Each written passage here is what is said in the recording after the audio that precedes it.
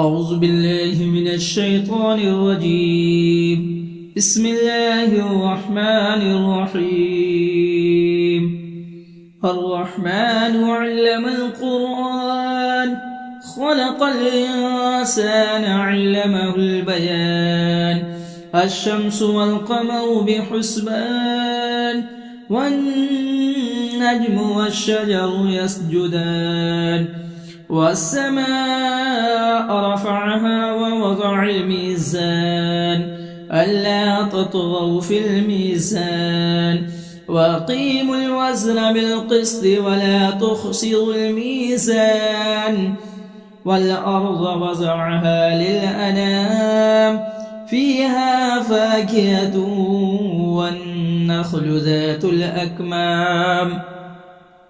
والحب ذو العصف والريحان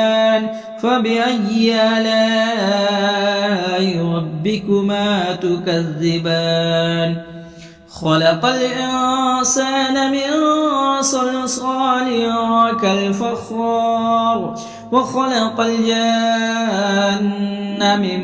مارج من نار فبأي آلاء ربكما تكذبان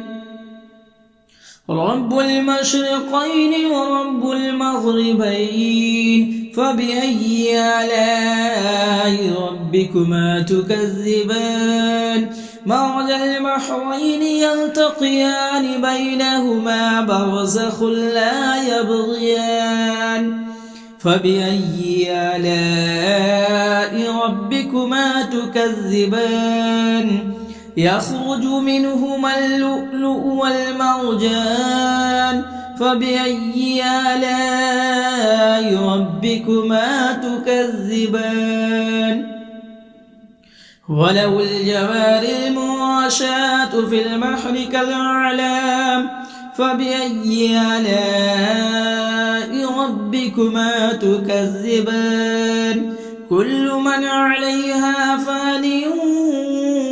ويبقى وجه ربك ذو الجلال والإكرام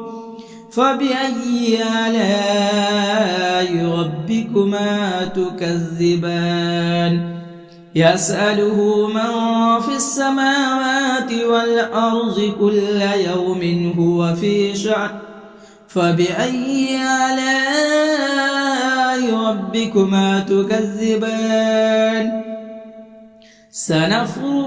سنفرغ لكم أيها الثقلان فبأي آلاء ربكما تكذبان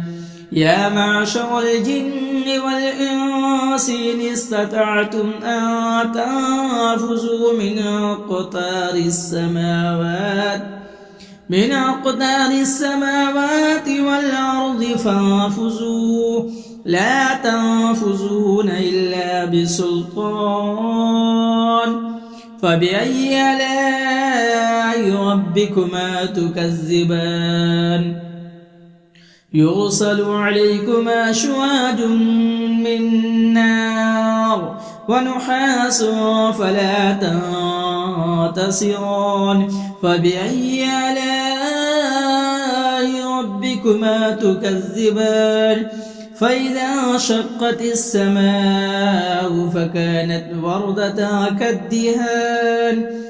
فبأي آلاء ربكما تكذبان فيومئذ لا يسأل عن جنبه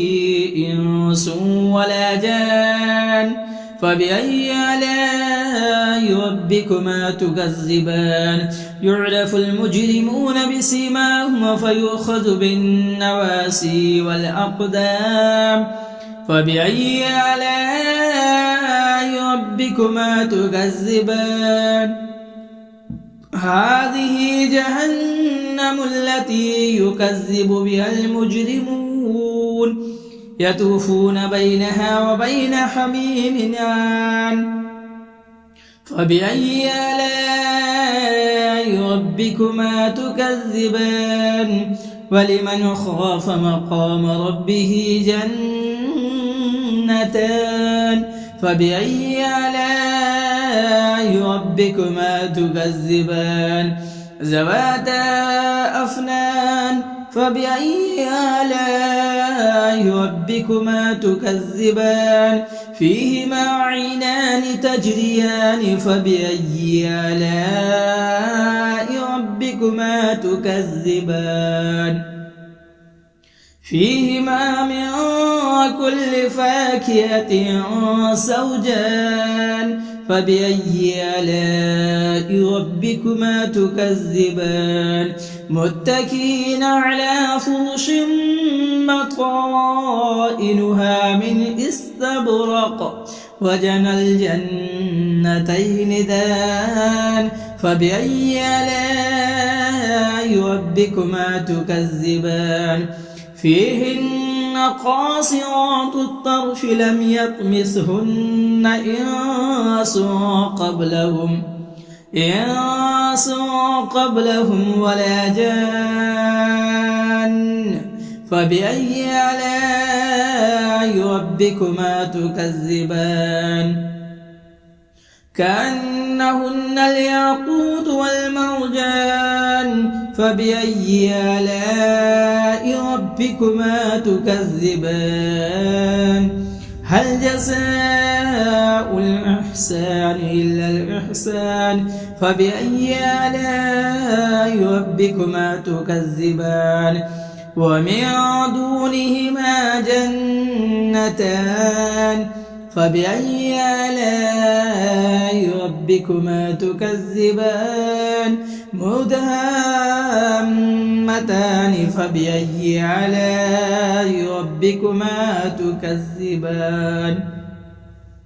فيهما عينان نضاختان فبأي آلاء ربكما تكذبان فيهما فاكهة والنخل والرمان فبأي آلاء